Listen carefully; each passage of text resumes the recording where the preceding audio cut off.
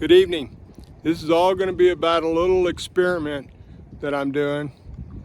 Take a solar cell, 160 watt solar cell, lean it up against a post, run the wires into the building and connect it directly to a heat strip out of a furnace. See what happens.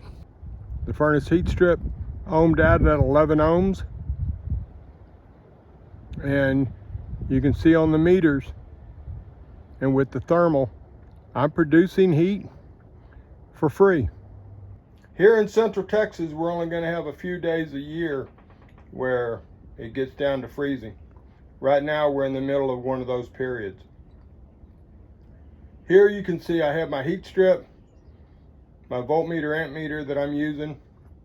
I have a hygrometer that can show me relative humidity and temperature, and then my three-way that can record min and max in 3 directions. Those outside temperatures are under the floor of the greenhouse, and then the one in the middle is in the center of the room. All I'm trying to do is break the chill inside this greenhouse. I've got a little 250 watt heat lamp in here, and it breaks the chill off, but this passive resistive wire served by the solar cell gives me free heat.